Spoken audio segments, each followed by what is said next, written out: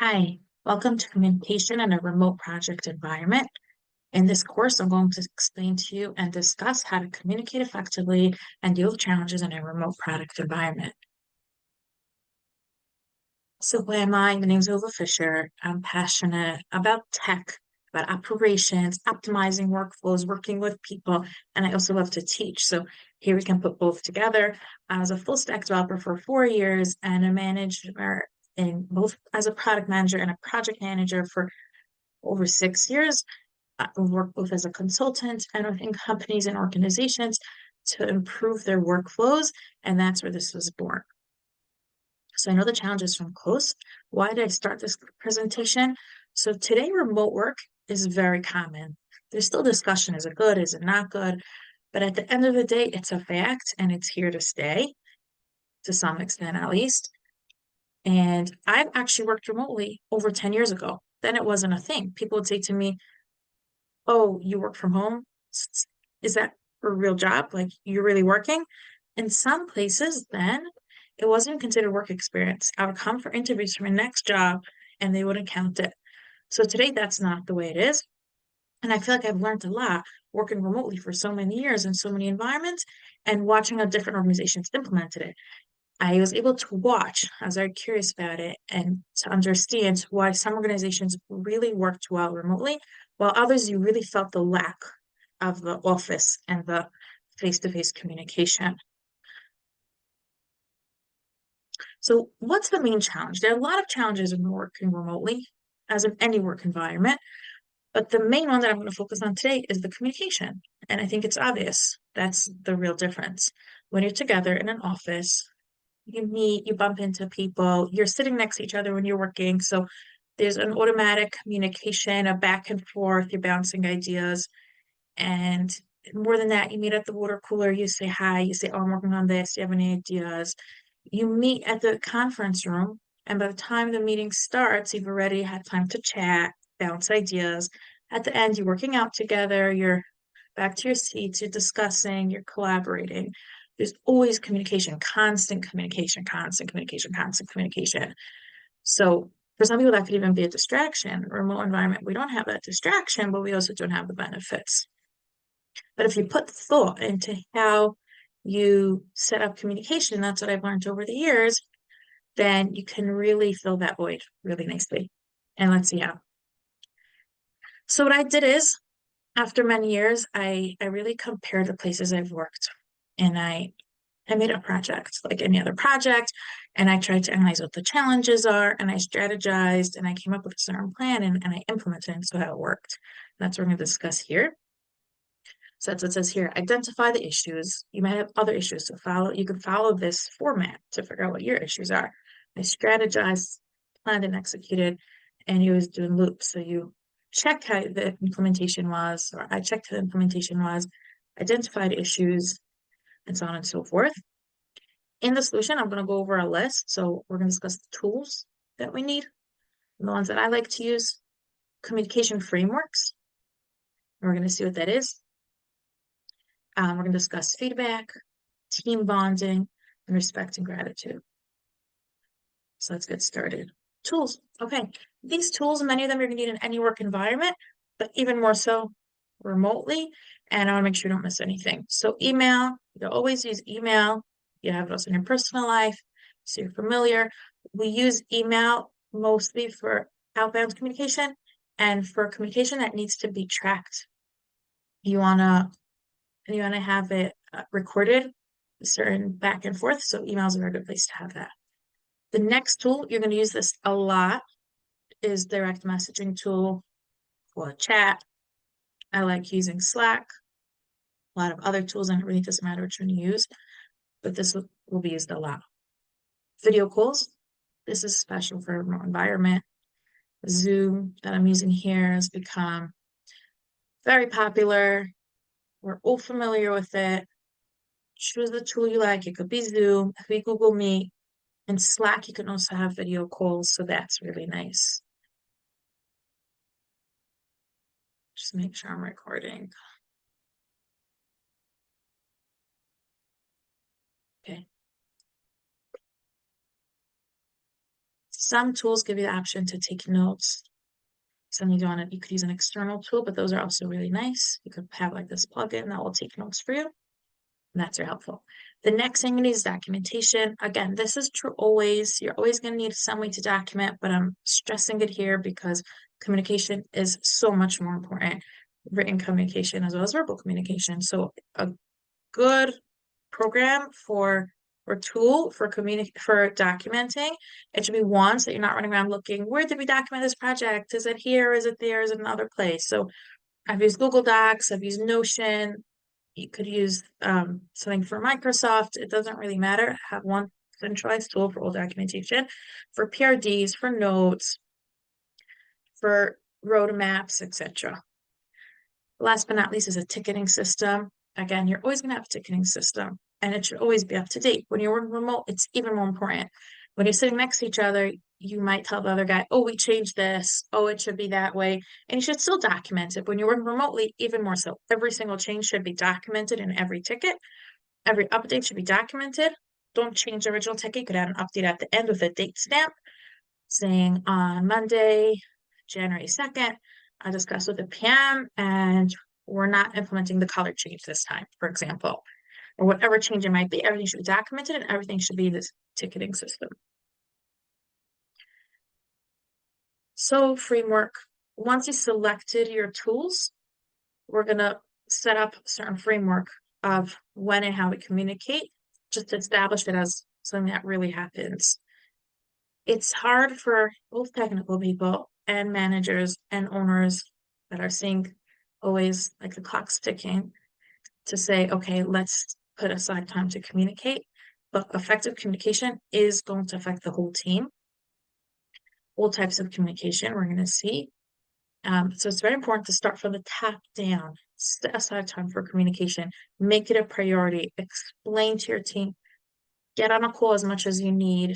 Discuss things as much as you need. It's part of our priority. It's part of our belief system. It's not just okay, it's actually really positive. We're going to go through the different communication methods that we discussed and go through some guidelines. So meetings is the first one. Usually in an office, you're going to meet in a room. Here, it's going to be on a video call. So what's a good, effective way to do that? Start with scheduling in advance, not just sending a message on Slack. Hey, let's get on a call to discuss so and so. It's something that happens as well, but it shouldn't be the main reality. You should schedule things in advance. In a week, we're going to discuss this project. The week after that, we're going to have a retro. Schedule things so people know to prepare and plan their day effectively. As much as we're saying meetings are important, on the one hand, don't hesitate to get on a call. You're having a communication and it's dragging on and on and on because you're chatting this way and they're chatting that way and they're chatting back and then they go on a lunch break and you only get a response an hour later, but then you're on a lunch break. And when you respond, they're already logged off. And just tomorrow to get to communicate the fact that, yes, you do need to push out this ticket today. And really, it took us 2.5 minutes. They could have gone on a call instead of dragging out this communication and discussing. So if communication is dragging, get on a call on the one hand. On the second hand, don't overmeet because then people have what we call Zoom fatigue. You too many meetings, you get bored, you get distracted, you get dizzy, you don't focus anymore. And it makes sense. If you have 3 meetings a day, especially if you're trying to write code and finish the tickets that were assigned to you, you start not respecting it as a priority. If someone could set too many meetings, the attendees will just be like, okay, it's just another meeting, it's just another meeting, it's just another meeting. I'll listen with half an ear and I'll work in the meantime. It's not work in the meantime, the meetings also work. But if you over meet, then people don't respect it anymore. It's also hard to focus.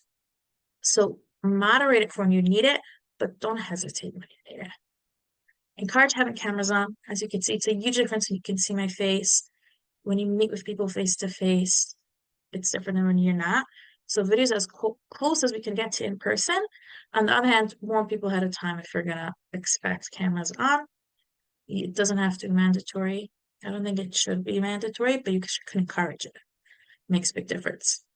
Presentations are a great way to stay on track and to keep people more engaged. So prepare slides ahead of time. and then people are more engaged and it's more interesting. You see someone's face and you see slides and you could read. So you're using more all your senses and the meeting goes much better. Start out, look, I'm up to this point over here. Every meeting, this is always the case, start out with stating what the strategy, what the agenda is. You could have also done it beforehand in the meeting invite, but do it again. Hi, we're meeting here today to discuss this and this topic.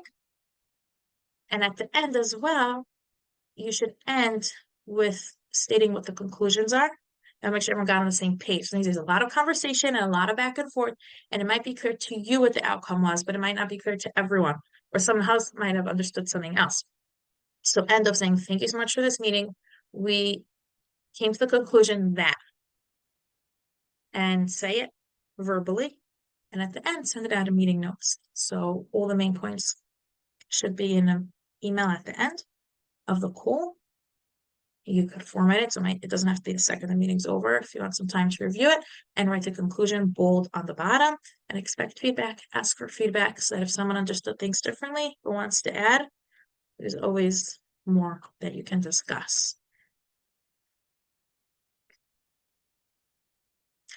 We discussed how to conduct effective meetings. What meetings do I like to have?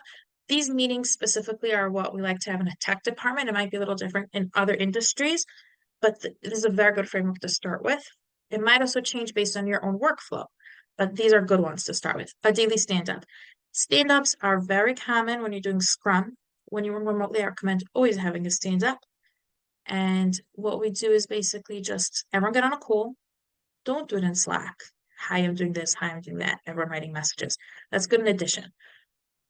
But everyone get on a call, just a few minutes. You go around, everyone says what they're doing. It makes everyone feel like they're part of a team. It helps everyone understand what's going on at the same time. So in addition to the agile benefits, you're going to have a regular stand-up. This daily sync helps keep the team together and helps them feel like they're part of a team. They're working on the same thing. It helps not overlap. You might not always realize you're working on the same thing or something similar. You don't always know what other people are working on when you're remote. So when you have this daily sync, if you work on something in 2 months, you encounter a bug, you might be like, oh, I remember John worked on this 2 months ago. Let me ask him if he knows. You're only going to have that if you have this daily get together. It doesn't have to be long. It's usually very quick. If there is a topic that becomes a discussion, you can set up a different call for that.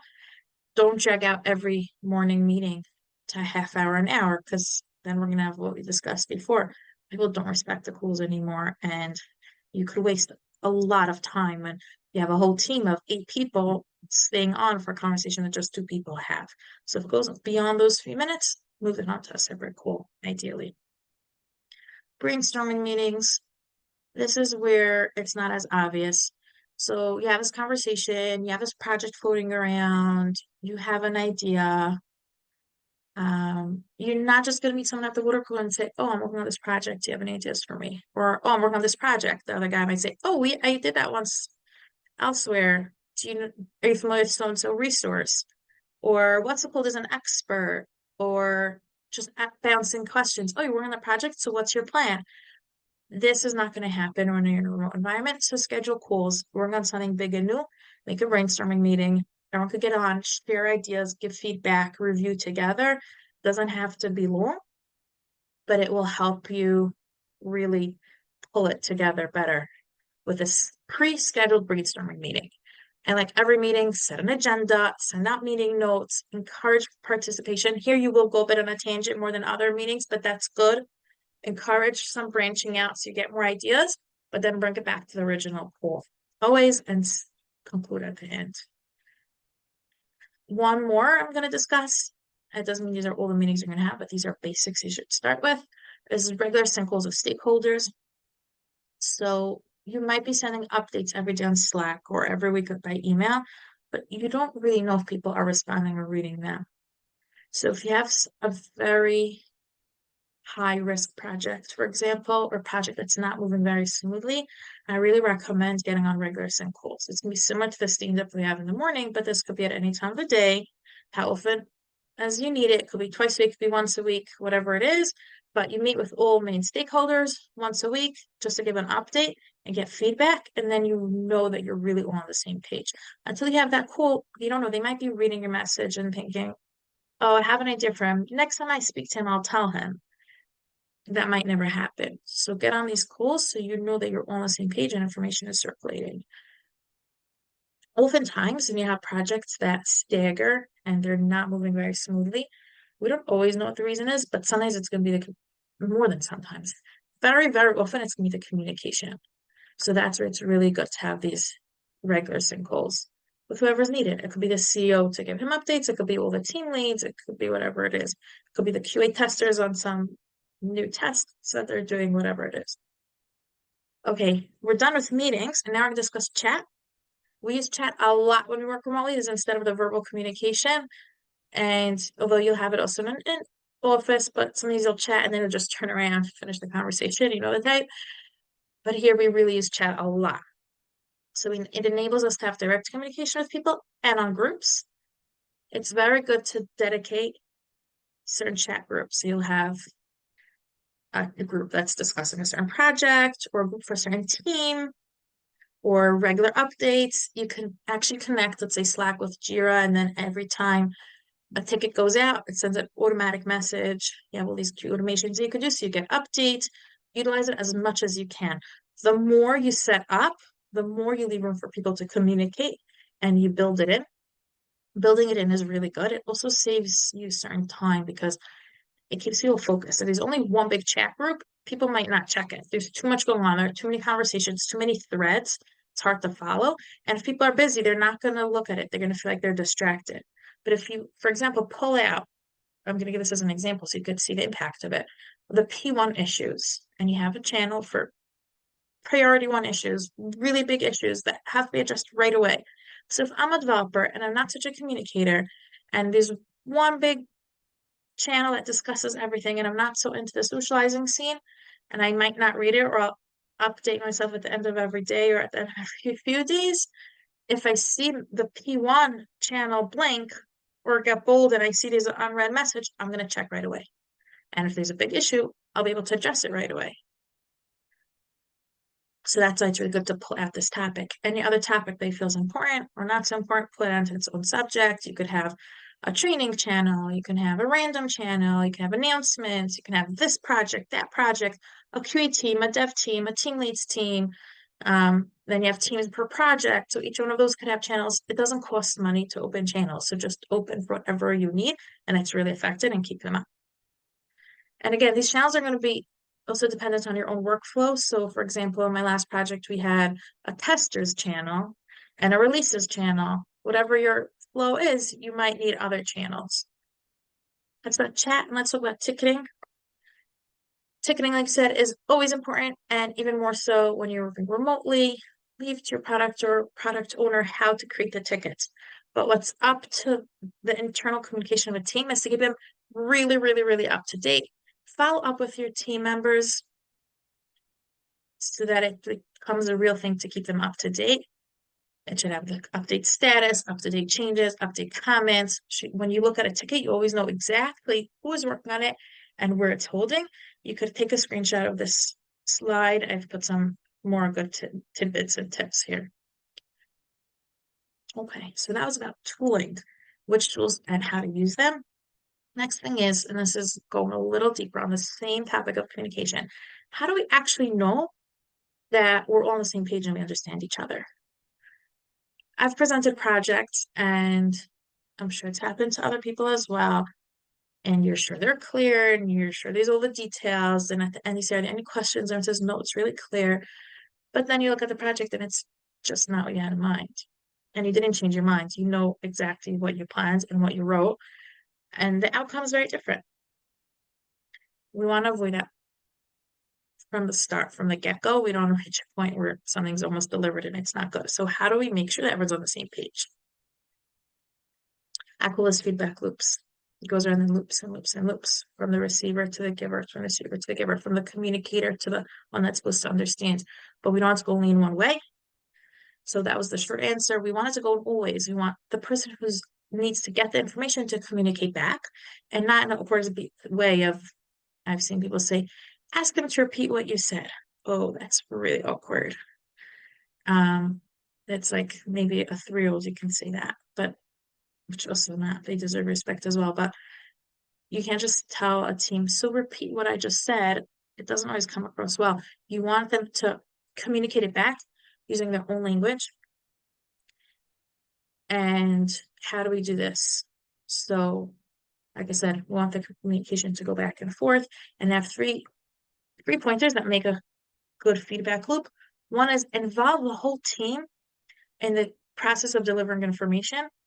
So I could do the first presentation and then I'll ask a developer to present the technical aspect. So they had to understand it. They had to make sure they understand it the same way. And if not, I'll catch it because they're presenting it now to the whole team or to me.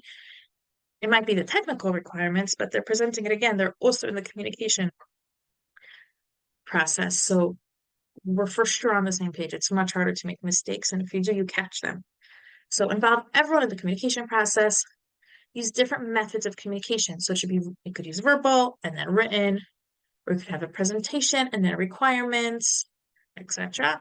And it should have added value. Don't just ask someone, repeat it in your own words, but actually say, can you make a presentation?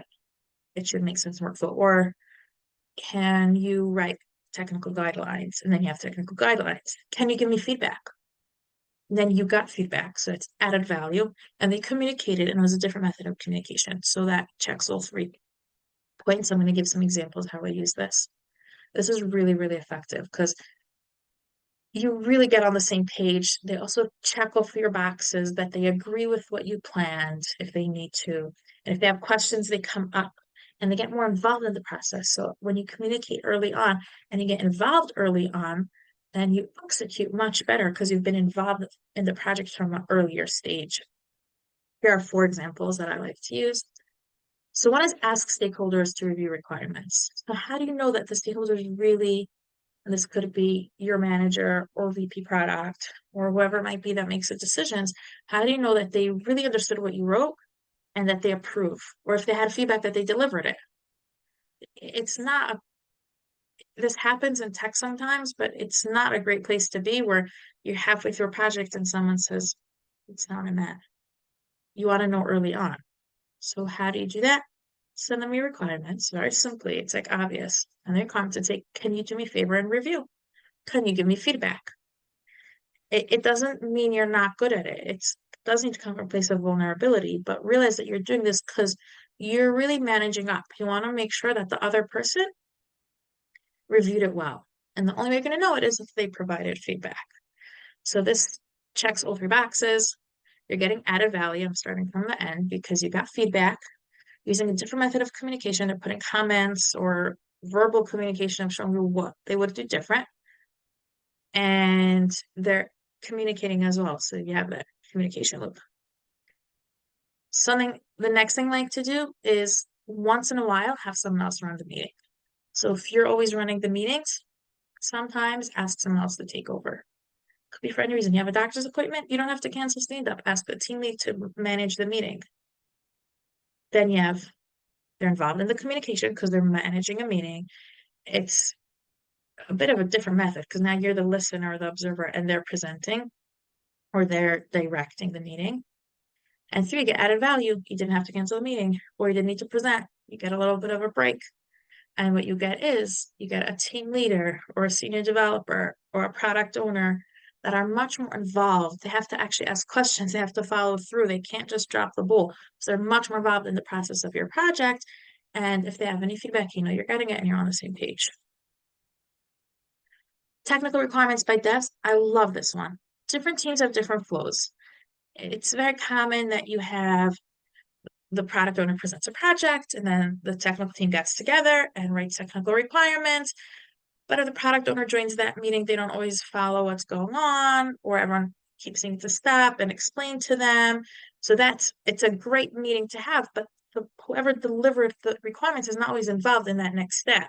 You don't have that loop of communication. So what I like to do is to present the project and then ask another developer, present back to the team your technical requirements. Now, this developer has to take the time to research the project, and you're saving time because not the whole team researching the project. You have this developer researching the methods of implementation, writing it up, They might go to the teammate for feedback. They might ask questions. They might come back to you with, can you clarify this point? Or they might come back to you and say, I have two options. Which one's better? And I've had that, and I read both options. I'm like, well, the first one does not address the issue. The second one does. It helps to be somewhat technical, but if you're not, you could ask them to really bring it down to simple words. When they take away the lingo and they use regular terminology, they have to understand it even better. And they, as well, are going to understand your project even better, get involved much more, and that project's going to fly because they spend so much time on planning and understanding that the execution is going to be so fast and so effective. And you're not going to go on tangents and do things one way and then back, oh, it's not we meant, it doesn't fix the solution. Let's come back and do something else. So you save a lot of time further down the line. Again, this clicks all three boxes. You involve someone in communication, you got added value, and a different method of communication. The fourth one could go here under the list of meetings. I like it here because it's a very good feedback loop. And that's retro meetings at the end of a big project or a sprint or quarter, wherever your stopping points are, put them in. Don't hesitate. Have a retro meeting with everyone who was involved in the project to get feedback. Don't talk. You're there as a listener now. I'm sure you have your own lots of feedback for everyone how to do things better, but you want to hear is from the people involved what they liked and what they didn't. And the way we do it to have really good feedback loop is I often put up a board. There's online free ideaboards.com, I think it's called, with a Z. And I make 3 columns, what went well, what didn't go so well, and what could be done better. Keep the vibe positive, but leave room for communication and feedback. It will open a really nice communication and conversation during the call that you're already going to have this board with all the topics. People could put in feedback anonymously, and then you meet and you can discuss the ideas on the board. So you might say, oh, someone mentioned this and this, and you want to have ideas how you can do it better. And use that as a springboard for communication. If you have your own feedback, you don't need to present it now, but you could put it on in sticky notes as well on your board if you have to. I'm sure there are many more feedback loops that you can use. If you have any ideas or things that you realize, oh, this would check off as a feedback loop, you could put in the comments. Okay. This one is so obvious in I shouldn't say real, in a physical environment, and not obvious how much it's needed also in a remote environment. But team bonding is essential for a company. The more your team bonds, not related to work.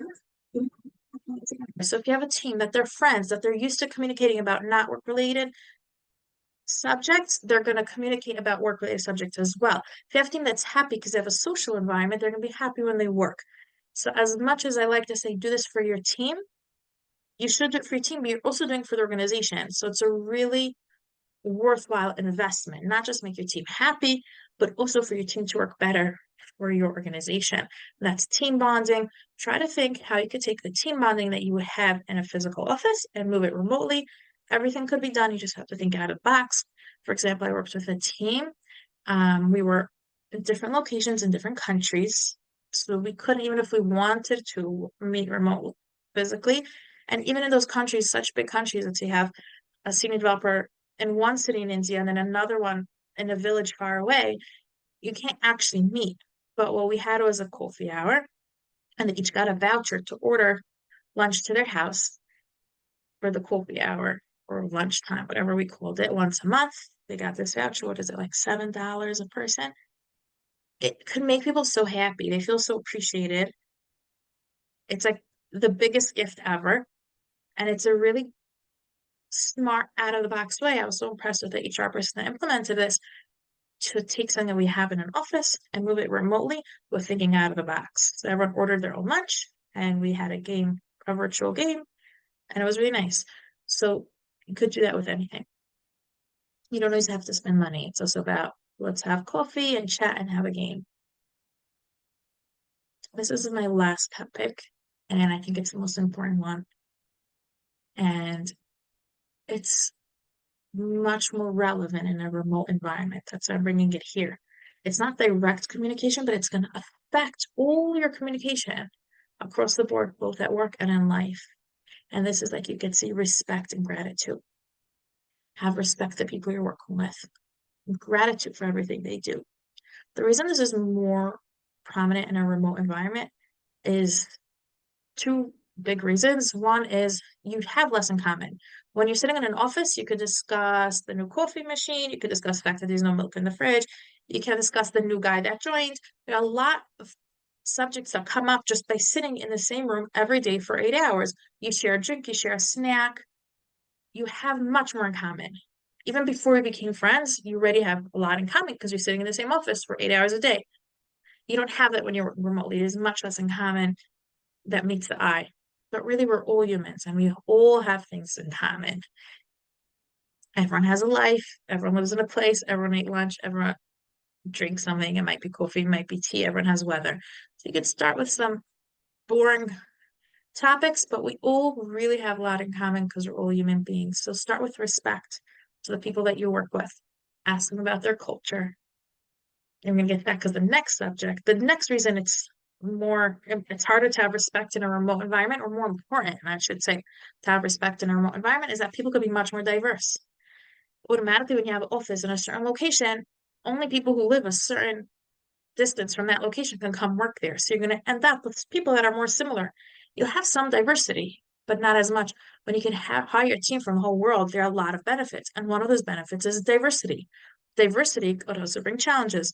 Respect the people that come from different countries, from different backgrounds, different ages, genders, everything, as long as there's nothing critically wrong. But that shouldn't happen in a regular work environment. Then have respect to their culture, to their holidays. Ask them what life is like where they live, share what life is like where you live, and have respect for everyone. And gratitude. Some people feel like, oh well, just they're being paid to do this. If they went the extra mile, they put thought. They could have gotten away with much less. No one would know. But someone put an extra thought. Someone found an issue that they could have ignored. Someone helped another team member. Someone really did an amazing job. Someone gave an interesting presentation. Someone shared information. These are all good reasons to say thank you. And I'd like to thank you for watching this presentation, ask you to provide some feedback. You can send me by email. I'm going to put it here or in the